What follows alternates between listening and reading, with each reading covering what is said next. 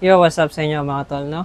For today's video, bale, magre-remedyo tayo dito sa front fender natin kasi, ayan, kasi pakinggan nyo. Feeling ko may crack na to, tapos ang ingay kasi pagka bumabiyahe tayo rinig na rinig kahit naka-helmet. So, titingnan natin kung makakuha pa natin to nung yung mga ginagawa nila na bulak tapos yung shoe glue. May nakikita na kasi akong crack dito sa side na to. Ayan. Dito sa may pinagkakapitan ng natin, brake hose natin. Meron yan dyan siyang crack. Tapos, nung nung dinrap yung shock natin, yung tornilyo niya dito sa ibabaw, putol na yon. So, titingnan natin kung makukuha pa natin sa shoe glue tapos sa bulak. So, bali, babaklasin ko muna to. Then, titingnan natin kung ano yung mga gagawin natin.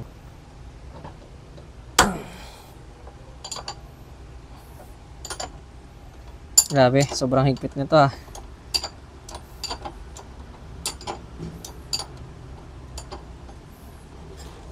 Sayang nga eh. Dapat isasabay ko na yung pagpalit nitong speedometer cable natin. Kaya lang, yung dumating naman kasi hindi tugma. Pang wave na alpha yung dumating. Eh magkaiba yung head nila dito.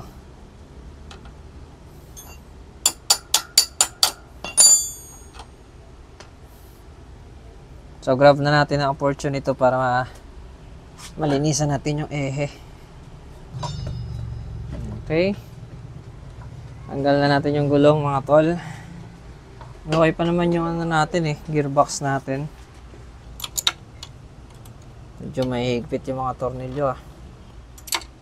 Dati naman kasi hindi to maingay. Siguro dahil na lang din sa kadadaan natin sa mga lubak.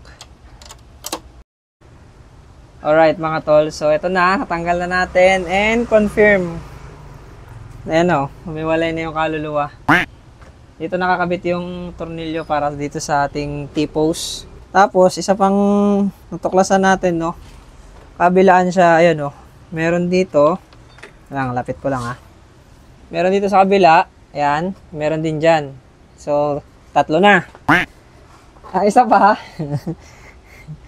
yung front shock natin, kabilaan, is tagas na. Ayan may mga oil marks na. Pag-hawak ko kasi kanina, sabi ko bakit parang dumulas. Ayan. So, unahin muna natin tong front fender natin kasi ito yung medyo kaya nating i-DIY. So, subukan natin kung kaya pa natin tong makabit. Alright mga tol, so nakikita na natin yung niya, yung pwesto niya, and then kung makita nyo ayan, may butas siya. Feeling ko nalaglag na to kasi may parang may uka dito, para may bakat ng ng part, siguro napunit na. Ayan may dito, ayan. So ito, pagtsatsaga muna natin to. Linisin ko lang siguro to ng konti. Tanggalan ko lang ng mga putik para kumapit talaga yung pandikit natin. Then, dito sa dalawang side naman, pinag-iisipan ko din So, tatry na lang din natin tong idikit sa tulong nung bulak tsaka nung ating shoe glue. Hopefully, pagdagay natin ng shoe glue, hindi tatagos dito sa kabila kasi babakat yun, panigurado. Sayang naman. Alright, linisan ko lang muna. Tapos, start na ako siguro ng pagdidikit. Alright mga tol, di ko sure kung kita nyo ng maigi. Parang nagre-reflect kasi ilaw Medyo malala yung tama dito. Kasi meron na siyang gap. Ito sa part na to. Ayan kita nyo. Yan. Meron na siyang gap dito. So, siguro ipe-press muna natin yan habang nilalagay natin mamaya ng shoe glue. Pati itong kabila, same ng tama same ng area. Tinanggal ko muna dito yung parang washer. Ayan. May tama. Pares sila kamo ng tama. Tapos ito nga, yung medyo malaki kasi totally na siya. Umiwalay na siya ganyan. Di ko na nilinis ng sobra to kasi tinanggal ko lang naman yung mga dumi dito sa area ng pagdidikitan natin. Ayan, laki ng butas. Ayan Kita nyo naman may siya. may bakat nung pinagputulan. Sana maremedyohan pa natin para kahit paano matanggal yung langit-ngit pagka nabiyahe tayo, lalo na pag malubak tsaka nagbabibrate yung motor. Pag nag high RPM tayo, rinig na rinig kasi. Partida naka-helmet na yun, so paano pa pag wala tayong helmet, diba? So start na tayo. Medyo kinakabahan ako kasi first time natin gagawin to, and then sana hindi magkalat. Direct ako nang lagyan ng bula kasi 'di ba usually sa mga naunang gumawa nito, pinagdidikit muna nila yung part na may crack. Pero nilagyan ko na rekta ng bula kasi kumbaga parang trip kong lagyan ng palaman para alam nyo yun, mas kapit. Alright, so continue na natin. Dumaan kasi yung magdi-deliver ng ice cream. Open ko lang tong ating tawag dito, shoe glue. Ayan. So ayun, alam nyo naman, pag gagamit na yung shoe glue, doble ingat. Kasi nga madikit. Ayun na, speaking of, nadikitan na ako. Ang dami pa. Sa daliri pa.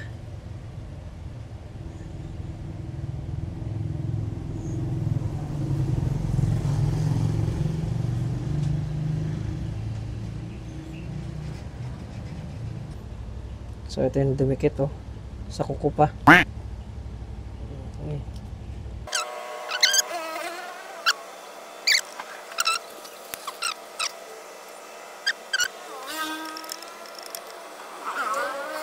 So bali ginawa ko nga, nirekta sa bulak ko na. Pinalaman ko yung bulak dito sa pinagputulan niya. Wait lang mga tol, may nabili lang. So yun, may bumili. Tapos pag talikod ko nawala na. Bayad na siya, pero item niya naiwan niya dito. Yun, kinuha niya.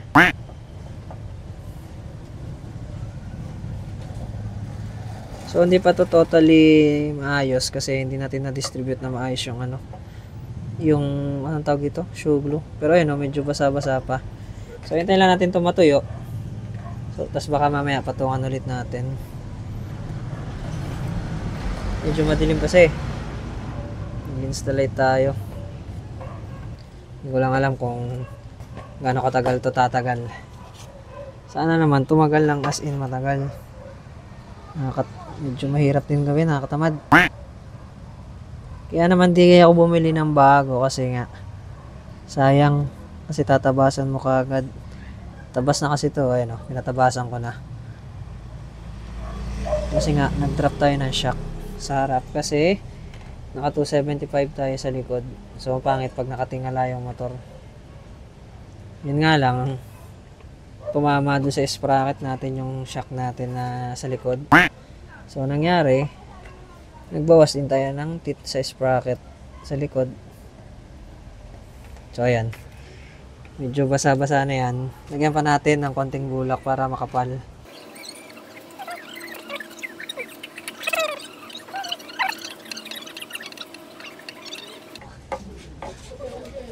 Uy, nakadumikit sa pantusok.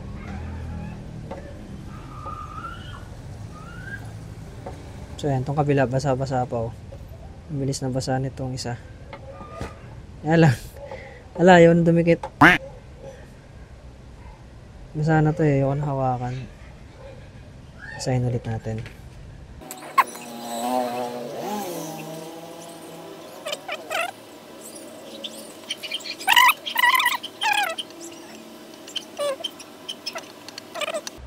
Itong DIY na ginawa natin, magkano lang to? 15 lang yung yung shoe glue. Tapos magkano tong bulak ng maliit? 8, sobra pa. Magpapalit tayo agad, magkano rin yung fender, di ba?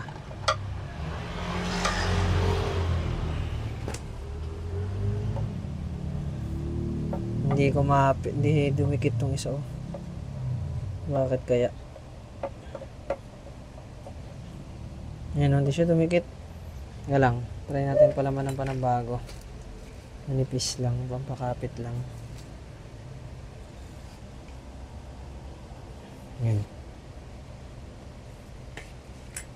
Kasi basa yung ating ano eh, pantusok. Sobrang kapal mo na. Baka naman matanggal ka pa.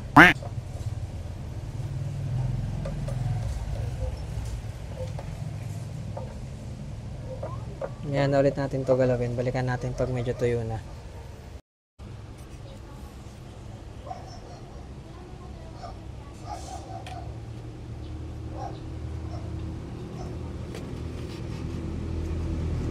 So simulan ko na rin tong gilid. Patak-patakan lang natin. Kumbaga pampadikit. Ayun, pumasok. Press lang natin ng konti.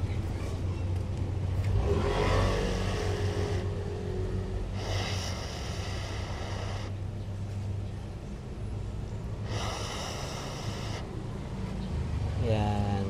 Kaso nabuka siya. Ah! Sheesh, bitawan ko pa. Sana? Saan yung ginawa natin? Ito.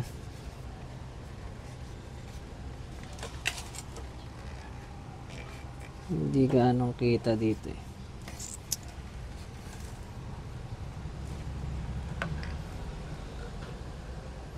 So ayan o, dapat medyo maliwanag para kitang kita talaga. So dito naman tayo sa side ng mas malaki yung space. Yun, kumagat-agad.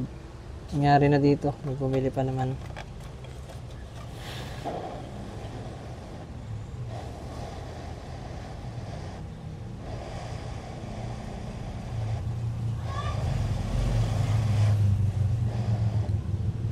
Medyo nag-aalangan ako sa side na to nga kasi ayun oh, parang di kaya nito. Parang di kaya to dumikit kasi may space na siya eh, nakabukan na. Siguro remedyo, basta bahala na, maremedyohan man lang natin to. Kung ano man ang mangyari dito, no? Sumisiksik sa ano eh, sa space yung ating shoe glue, so feeling ko mag-work.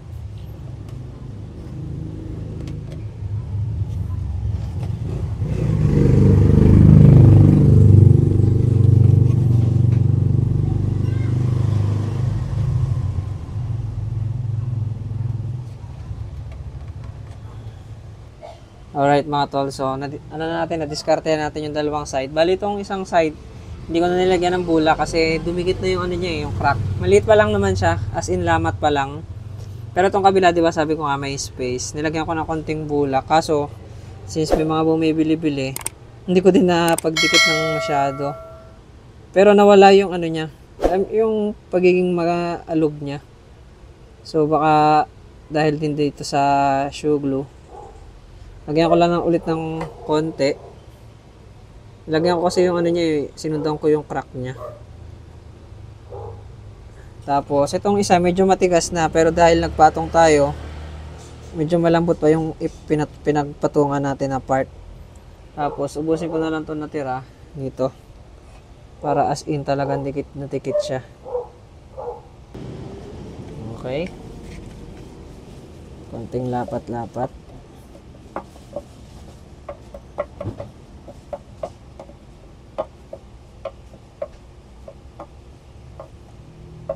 Okay na to mga tol, antayin na lang natin matuyo. Then tsaka na natin poproblemahin mamaya yung pagkakabit nito kasi nga kanina medyo mahirap tanggalin since nakadrop na yung shock natin tapos tumatama doon sa mini driving light natin.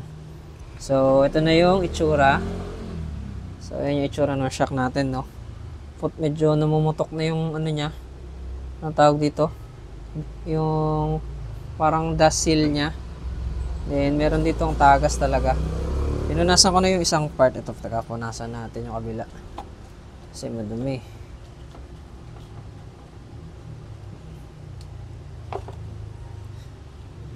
Yan. Para mamaya pagkabit natin is walang madulas. So ayan yung ano niya, yung drop niya. Pantay naman yan kasi yung ehe, kung titingnan nyo, shoot lang yan. Hintayin lang natin. Yan o. Shoot yan. Nagalaw lang eh. Kaya, naikot lang to. Since wala nga gulong. Ano, straight naman yan. Tapos, siguro, bago natin ikabit, lilinisan ko na lang din tong ehe natin. Tapos, lubricate natin na konti para maganda yung ikot ng gulong. Then, siguro, susunod natin is yung, palitan natin yung brake fluid natin. Nasilip ko kasi nung nakaraan is, kakunti na lang siya. Nandun na siya sa part na low. So, nasa indicator na siya ng low. So, baka mag-top tayo dyan. Gawin natin siguro is, bibili tayo nung online nung, yung parang syringe na may hose. Para hindi na tayo mag-bleed. Dito na natin papadaanin sa ilalim, paangat nun sa brake fluid reservoir sa brake master. So, hintayin lang natin tong matuyo. Then, after nyan, kakabit ko na. So, hindi ko na muna bibidyoan yun. Tapos, balitan ko na lang kayo sa susunod na video natin kung naging effective ba yung natin, yung pagdi-DIY natin. Alam ko effective to kasi madami na ako napanood. Mas malalaki pa yung crack na ginawa nila. Ang problema nga lang kasi sa atin is yung mismong pinagtutornilyuhan. Then hindi ko rin na dikit ng maayos sa part ng gilid kasi nga patayo-tayo ako. Anyways, balitaan ko na lang kayo sa next video natin. Kaya kung nagustuhan nyo itong video na to, paki-like na lang dyan mga tol. And then comment na rin kung anong thoughts nyo sa pag-DIY natin. Kung naka-experience na rin ba kayo ng ganito. And don't forget to like, share, subscribe. See you sa next video.